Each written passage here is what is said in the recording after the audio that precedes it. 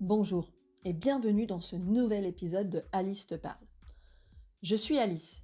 Aujourd'hui, j'aimerais te parler d'une phrase qui me revient souvent en tête.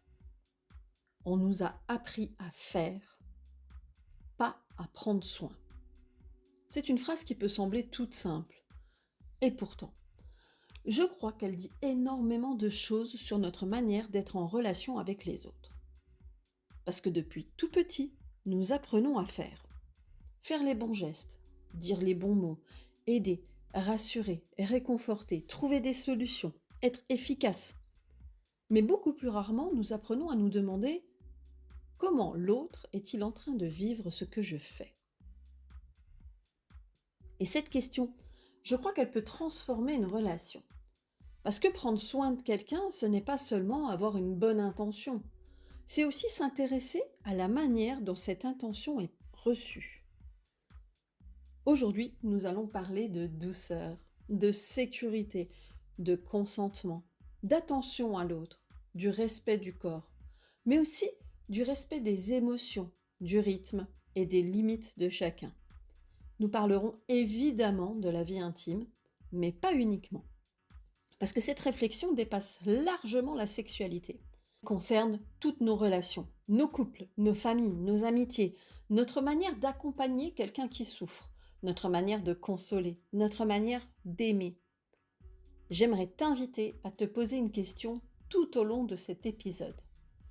Et si la qualité d'une rencontre ne dépendait pas de ce que nous faisons, mais de la manière dont l'autre le vit ? Prends le temps de t'installer confortablement et si tu le souhaites, commençons cette réflexion ensemble. Chapitre 1.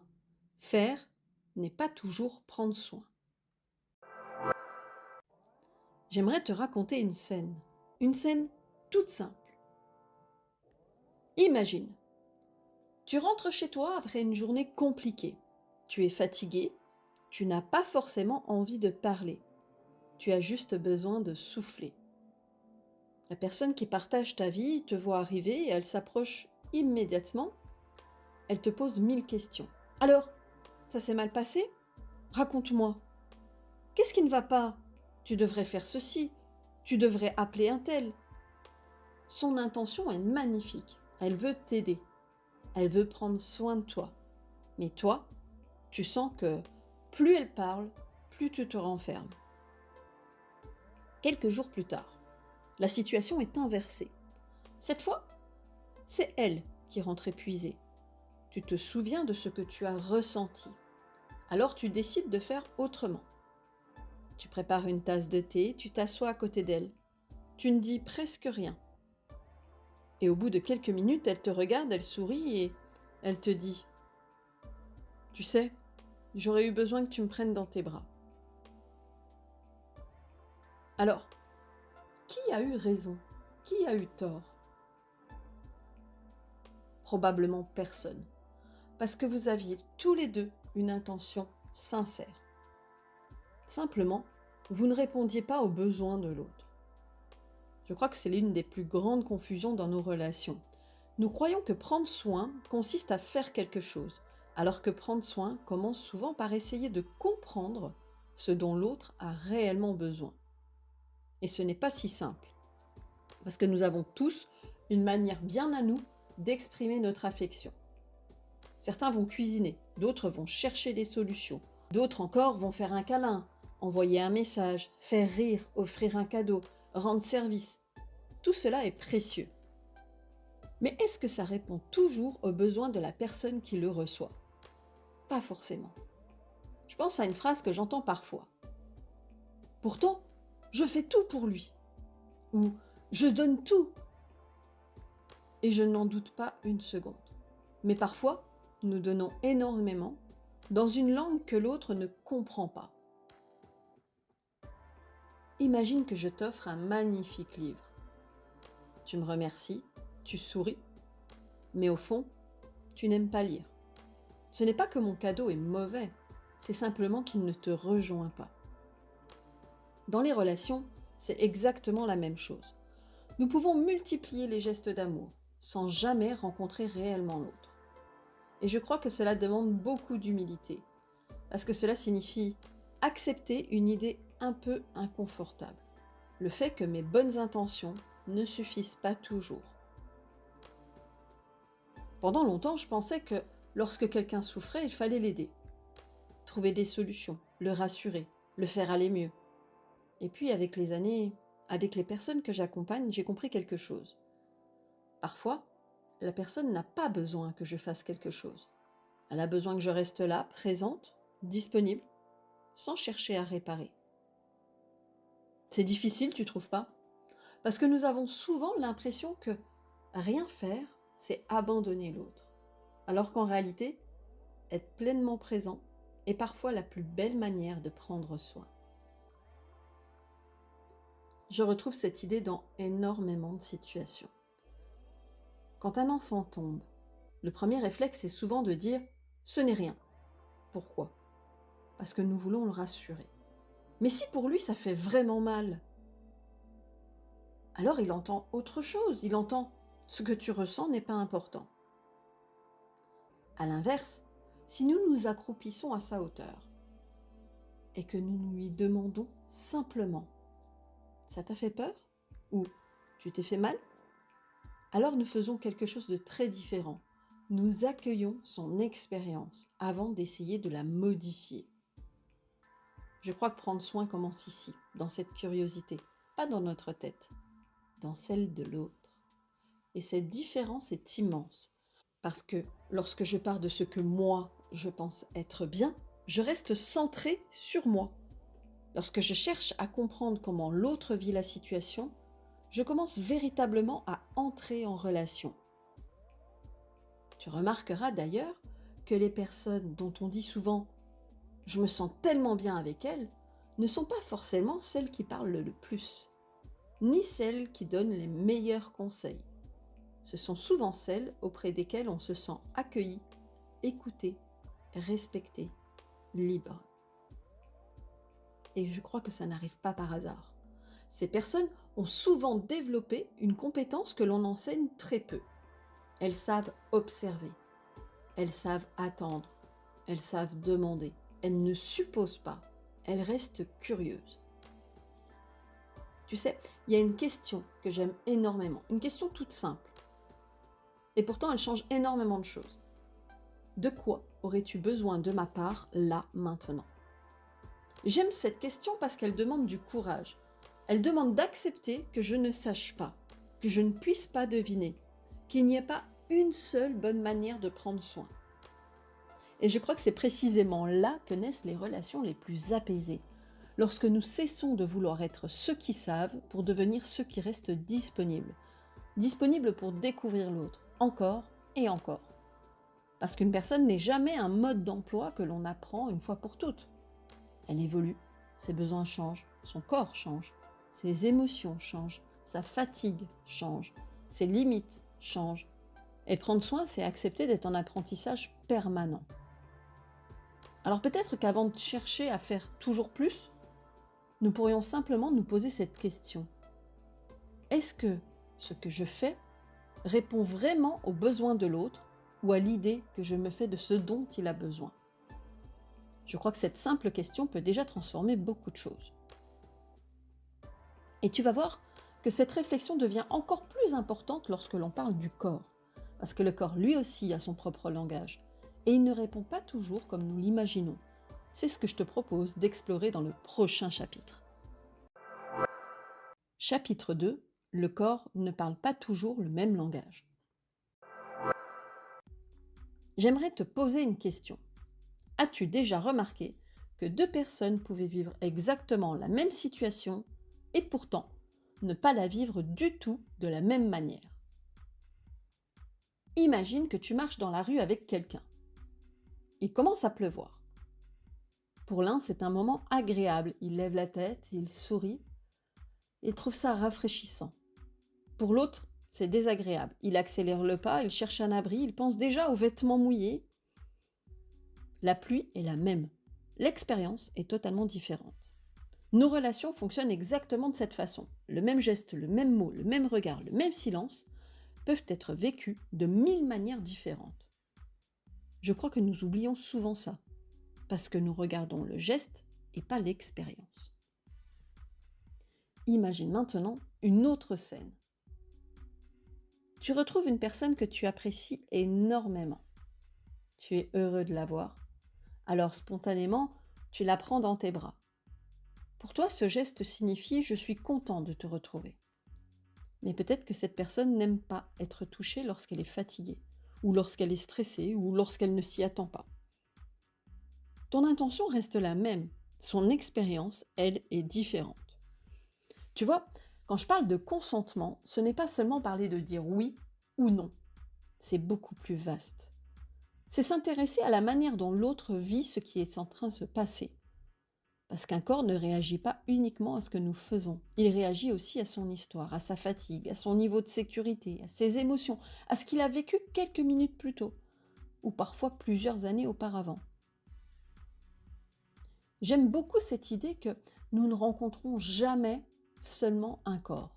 Nous rencontrons aussi une histoire. Et cette histoire, nous ne la connaissons jamais complètement. Voilà pourquoi je trouve la curiosité tellement précieuse. Parce qu'elle nous évite de croire que nous savons. Je pense à une personne qui vient de vivre une journée particulièrement éprouvante. Son système nerveux est déjà saturé. Son cerveau est encore rempli de ce qu'il s'est passé. Son corps est tendu. À cet instant, peut-être que ce dont elle a besoin, ce n'est pas d'être stimulée. Peut-être qu'elle a simplement besoin de retrouver un peu de calme, un peu d'espace, un peu de sécurité. Et cela vaut pour tellement de situations. Pas seulement dans l'intimité. Quelqu'un pleure, nous avons parfois envie de le serrer contre nous.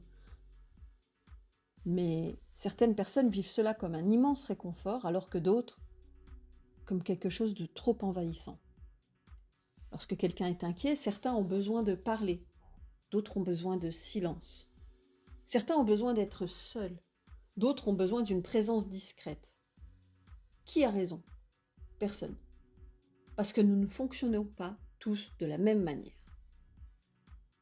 Je crois que prendre soin, c'est accepter cette diversité. C'est arrêter de chercher une recette universelle pour entrer dans une rencontre unique. Tu sais ce qui me touche profondément? Les personnes qui osent demander et qui disent simplement « Est-ce que ça te convient ?» ou « Tu préfères que je reste près de toi ou que je te laisse un peu d'espace ?» ou encore « Dis-moi si quelque chose n'est pas confortable. » Ces phrases sont simples, mais elles disent énormément.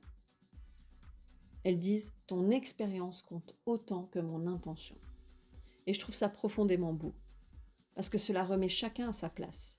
Je ne décide pas à la place de l'autre ce qui est agréable. Je lui laisse la possibilité de me le dire.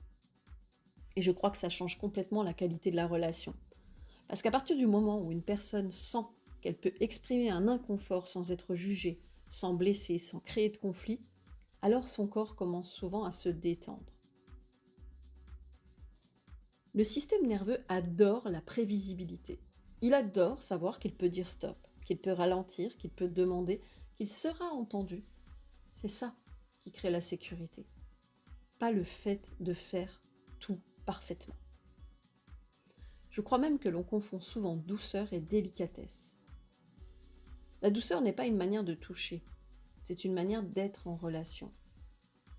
On peut avoir un geste très léger et ne pas être du tout à l'écoute de l'autre. À l'inverse, on peut avoir un geste beaucoup plus affirmé, mais tellement ajusté à ce que l'autre vit qu'il sera ressenti comme profondément sécurisant. La douceur ne se mesure pas avec les mains, elle se mesure avec la qualité de la présence. En séance, je retrouve très souvent cette idée. Les personnes pensent parfois qu'elles ont un problème parce que leur corps ne réagit pas comme elles le voudraient. Alors nous ralentissons, nous observons, nous nous demandons « Qu'est-ce que ton corps essaie peut-être de te dire ?» Parce qu'un corps qui se crispe, qui hésite, qui se protège, n'est pas forcément un corps qui est dysfonctionnant. C'est souvent un corps qui communique. Et au lieu de lutter contre lui, nous pouvons apprendre à l'écouter. Dans le prochain chapitre, j'aimerais aller encore un peu plus loin. Parce qu'il existe une confusion que nous faisons très souvent. Nous croyons prendre soin de l'autre, alors qu'en réalité, nous essayons parfois surtout de nous rassurer nous-mêmes. Et cette nuance peut transformer profondément notre manière d'être en relation.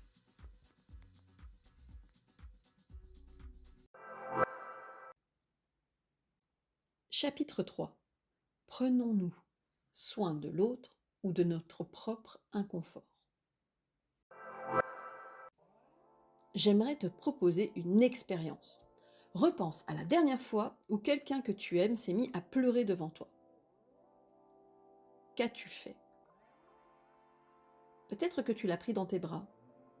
Peut-être que tu lui as dit ça va aller ou ne t'inquiète pas, on va trouver une solution ou encore allez, souris un peu. Toutes ces réactions sont profondément humaines. Elles partent souvent d'une belle intention. Mais j'aimerais que l'on s'arrête un instant. Pourquoi avons-nous autant envie que l'autre cesse de souffrir tout de suite? Bien sûr parce que nous l'aimons, mais pas seulement. Parce que voir quelqu'un souffrir, c'est aussi très inconfortable pour nous. Le chagrin de l'autre nous touche. Son silence nous inquiète. Ses larmes réveillent parfois nos propres blessures. Et sans nous en rendre compte, nous essayons parfois d'apaiser cet inconfort. Le sien, mais aussi le nôtre. Je trouve cette idée importante parce qu'elle ne parle pas d'égoïsme, elle parle d'humanité. Nous sommes tous concernés. Moi, la première. Je me souviens de mes débuts. Lorsqu'une personne s'effondrait en séance, j'avais immédiatement envie de l'aider à aller mieux, de trouver les bons mots, d'accélérer le processus, comme si je devais absolument réparer ce qui était en train de se passer. Et puis avec le temps, j'ai compris quelque chose. Parfois, la plus belle manière de prendre soin, c'est de ne pas interrompre une émotion. Imagine que tu regardes un enfant construire un château de cartes. Il est concentré. Et soudain, tout s'écroule. Tu pourrais courir, reconstruire à sa place. Lui dire « Ce n'est pas grave, regarde, je vais le refaire. » Ton intention est belle. Mais qu'est-ce qu'il va apprendre? Qu'au moindre effondrement, quelqu'un prendra sa place. Parfois, il suffit simplement d'être là et de lui dire « Je vois que tu es déçu. » et d'attendre. Les émotions fonctionnent souvent de la même manière. Nous avons envie de les faire disparaître, alors qu'elles sont parfois simplement besoin d'être traversées. Ça ne veut pas dire laisser quelqu'un seul avec sa souffrance. Ça veut dire rester présent sans vouloir contrôler ce qu'il ressent. La nuance est immense. Je retrouve cela dans énormément de relations. Quelqu'un dit « Aujourd'hui, je suis épuisé » et presque immédiatement, l'autre répond « Tu devrais te coucher plus tôt » ou « Prends trop de choses sur toi » ou « Moi aussi, je suis fatigué ».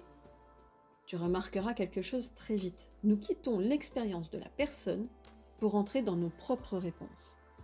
Et pourtant, imagine cette autre réponse. Ça a l'air vraiment difficile aujourd'hui. Puis, le silence. Il se passe quelque chose de très différent. La personne ne se sent pas réparée, elle se sent comprise.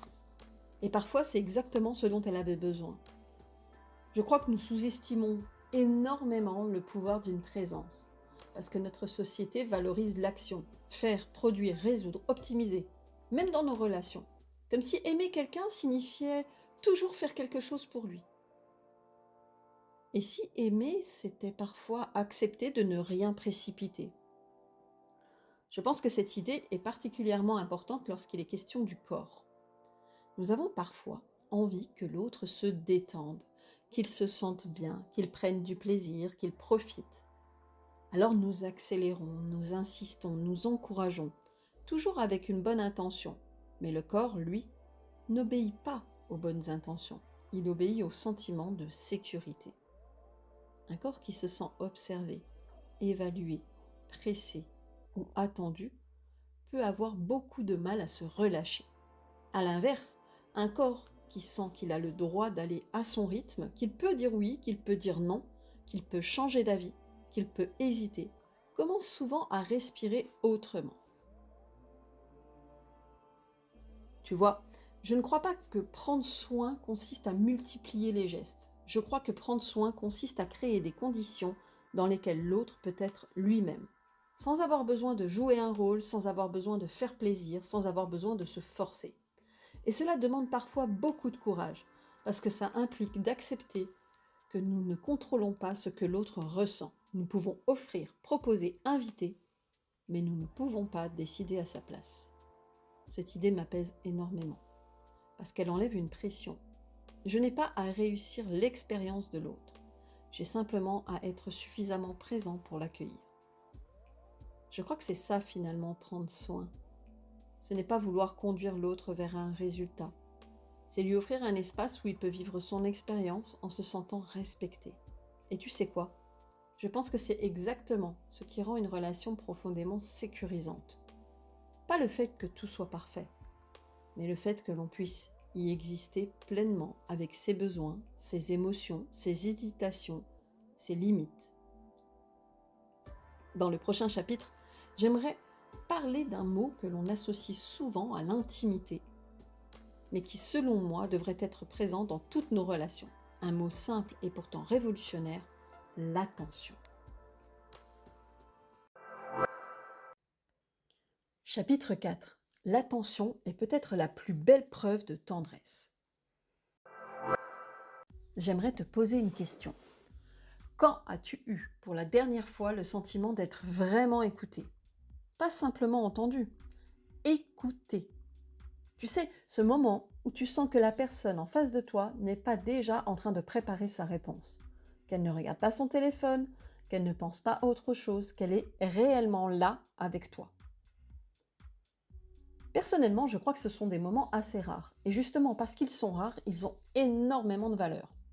Je me demande souvent si, au fond, ce que nous recherchons tous, ce n'est pas d'être impressionné, ce n'est pas d'être ébloui, c'est d'être profondément rencontré.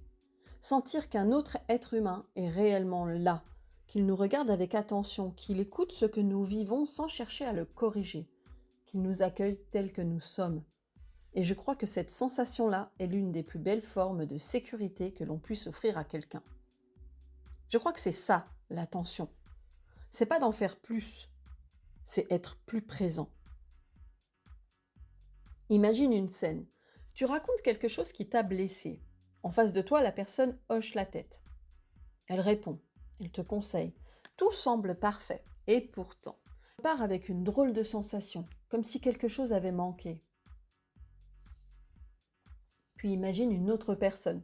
Tu racontes exactement la même histoire. Elle garde le silence quelques secondes, elle te regarde, puis elle dit simplement « J'imagine que ça n'a pas dû être facile à vivre. » Rien de spectaculaire, hein. Elle n'a rien résolu, elle n'a rien expliqué. Et pourtant, tu te sens profondément rejoint. Pourquoi ? Parce qu'avant de chercher à agir, elle a cherché à comprendre. Je crois que cette qualité d'attention change absolument tout. Elle est précieuse dans toutes les relations. Quand on accompagne un enfant, quand on est avec un ami, quand on prend soin d'un parent âgé, quand on travaille dans le soin, quand on est thérapeute et bien sûr, quand on partage son intimité avec quelqu'un. Parce qu'au fond, qu'est-ce qui fait que l'on se sent en sécurité avec une personne ? Est-ce qu'elle fait toujours les bons gestes ? Ou est-ce qu'elle est capable de les ajuster lorsqu'elle remarque qu'ils ne nous conviennent pas ? Je crois que c'est cette deuxième réponse qui fait toute la différence. Je remarque d'ailleurs quelque chose. Les personnes qui prennent vraiment soin des autres ne sont pas celles qui pensent tout savoir. Ce sont souvent celles qui osent poser des questions, qui osent ralentir, qui acceptent de modifier ce qu'elles étaient en train de faire sans le vivre comme un échec. Parce que oui, parfois nous croyons faire du bien et nous découvrons que ce n'était pas le cas. Ce n'est pas agréable. Notre ego peut être un peu piqué. On peut se dire « pourtant je voulais bien faire ». Et c'est vrai. Mais reconnaître que notre geste n'a pas été vécu comme nous l'imaginions, ce n'est pas reconnaître que nous sommes une mauvaise personne, c'est reconnaître que nous avons encore quelque chose à apprendre de l'autre. Et je trouve cette idée très apaisante, parce qu'elle enlève l'obligation d'être parfait. Elle nous autorise à rester en mouvement. Je crois que l'attention ressemble beaucoup à une danse. Tu ne peux pas danser seul. Tu avances, tu observes, tu ajustes, tu ralentis, tu accélères parfois, mais toujours en restant connecté à l'autre. Si tu imposes ton rythme, ce n'est plus une danse, c'est un déplacement. Les relations fonctionnent exactement de la même manière. L'attention, c'est cette capacité à sentir que l'autre accélère ou ralentit, qu'il a besoin d'espace ou de proximité, qu'il a envie de parler ou simplement d'être accompagné en silence. Tu remarqueras que cela demande quelque chose de très particulier. Cela demande de sortir de soi pendant quelques instants pour aller rencontrer le monde de l'autre. Et ce monde, nous ne pouvons jamais le connaître complètement. Alors nous faisons ce que nous pouvons de plus beau. Nous restons curieux. J'aime beaucoup cette idée. La curiosité est une forme de tendresse. Parce qu'elle dit à l'autre, tu continues de m'intéresser. Je ne pense pas te connaître une fois pour toutes. J'ai encore envie de découvrir qui tu es aujourd'hui. Je trouve ça infiniment plus touchant que de croire que l'on sait déjà tout. En séance, cette idée revient très souvent. Certaines personnes me disent « je ne comprends pas, avant ça lui plaisait ». Et je leur réponds souvent avec douceur « oui, avant ». Parce que nous changeons, nos besoins changent, notre fatigue change, nos émotions changent, notre corps change. Et heureusement, imagine comme ce serait triste si nous étions exactement les mêmes toute notre vie. Prendre soin, ce n'est donc pas apprendre une fois pour toutes ce qui convient à l'autre. C'est continuer à lui poser la question encore et encore, avec simplicité, sans dramatiser, sans supposer. Je crois que les relations les plus apaisées ne sont pas celles où on ne se trompe jamais. Ce sont celles où on peut dire « Oups, je pensais que cela te ferait du bien, merci de me l'avoir dit ». Quelle phrase magnifique. Elle ne contient ni culpabilité, ni défense, ni justification, seulement de l'attention. Et peut-être que c'est ça finalement la véritable tendresse. Pas faire exactement ce qu'il faut, mais montrer à l'autre que son vécu compte suffisamment pour que nous soyons prêts à nous ajuster. Dans le dernier chapitre, j'aimerais te montrer pourquoi cette manière de prendre soin s'apprend. Parce que non, certaines personnes ne sont pas naturellement plus attentives que d'autres. Comme toutes les compétences relationnelles, ça se cultive. Et c'est précisément ce que je travaille avec les personnes que j'accompagne en séance. Chapitre 5. Prendre soin, ça s'apprend. Si tu écoutes cet épisode depuis le début, peut-être qu'une petite voix est apparue. Une voix qui te dit « Je ne fais peut-être pas toujours comme ça ». Ou peut-être « J'aurais aimé qu'on prenne davantage soin de moi ». Ou encore « Je crois que moi aussi, parfois, je vais trop vite ». Si c'est le cas, j'aimerais te dire quelque chose d'important. Ne transforme pas cette prise de conscience en culpabilité. Transforme-la en curiosité. Que personne ne naît en sachant prendre soin de l'autre. Nous apprenons à travers notre famille, notre éducation, nos relations, nos expériences, nos blessures. Nous reproduisons souvent ce que nous avons reçu. Parfois avec beaucoup d'amour, parfois malgré nous. Quand j'étais plus jeune, je pensais que prendre soin, c'était être utile. Alors je cherchais des solutions. Je voulais comprendre, réparer, rassurer, faire disparaître la souffrance. Aujourd'hui, je pense que prendre soin, c'est d'abord accepter de rencontrer l'autre là où il est. Pas là où j'aimerais qu'il soit, pas là où je pense qu'il devrait être, là où il est. Et cette différence change tout. Parce qu'à partir du moment où je cesse de vouloir conduire l'autre quelque part, je peux enfin marcher à côté de lui. C'est quelque chose que je retrouve très souvent en séance. Les personnes viennent me voir parce qu'elles pensent avoir un problème. Elles me disent « Je ne comprends pas pourquoi je réagis comme ça. Pourquoi je me ferme? Pourquoi j'ai tant de mal à dire non? Pourquoi je culpabilise dès que je pense à moi ?» Et tu sais ce que je leur réponds souvent? Avant même de chercher à changer quoi que ce soit. Essayons de comprendre. Parce qu'il y a une raison à ce que tu fonctionnes ainsi. Ton système nerveux a appris quelque chose. Ton corps a appris quelque chose. Tes relations t'ont appris quelque chose. Et tant que nous regardons ces réactions comme des défauts, nous passons à côté de leur sens. Je crois profondément que le corps n'est pas notre ennemi. Les émotions non plus. Très souvent, elles essaient simplement de nous protéger, même lorsqu'elles deviennent inconfortables. Alors en séance, nous ne cherchons pas à fabriquer une version plus performante de toi. Nous cherchons à comprendre, à remettre du sens, à redonner de la sécurité. Parce qu'un être humain qui se sent en sécurité n'a plus besoin de faire semblant. Il n'a plus besoin de jouer un rôle. Il peut commencer à être lui-même. Et je crois que c'est exactement la même chose dans nos relations.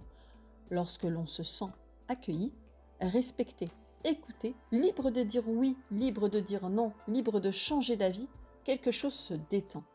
On respire autrement, on parle autrement, on aime autrement. Finalement, peut-être que prendre soin n'est pas une liste de gestes, ce n'est pas une méthode, ce n'est pas une technique, c'est une posture. Une manière de regarder l'autre, une manière de lui dire « ton vécu compte ».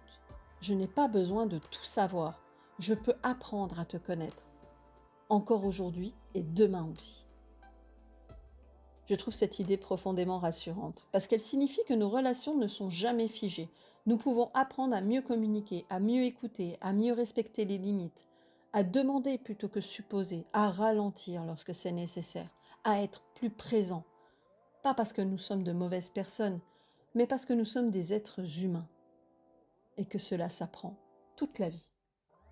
Alors si tu devais repartir avec une seule idée aujourd'hui, j'aimerais que ce soit celle-ci. On nous a beaucoup appris à faire. Nous pouvons apprendre à prendre soin. Et parfois, ce n'est pas en faisant davantage. C'est simplement en étant davantage présent. Si cet épisode a fait écho à quelque chose en toi, si tu t'es reconnu dans cette difficulté à écouter ton corps, à respecter ton rythme, à comprendre tes réactions ou à construire des relations plus sereines, sache que tu n'es pas seul. Il y a une raison à ce que tu vives cela. Tu n'es pas condamné à fonctionner ainsi. Ce que tu vis peut se comprendre et ce qui peut se comprendre peut aussi se travailler. C'est exactement ce que j'accompagne chaque semaine au studio Fleur de Lune.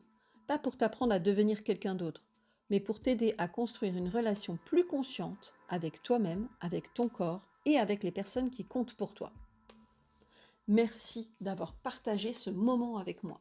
J'espère qu'il t'aura donné envie de ralentir un peu, d'observer un peu plus et peut-être la prochaine fois que tu voudras prendre soin de quelqu'un, de commencer par cette simple question.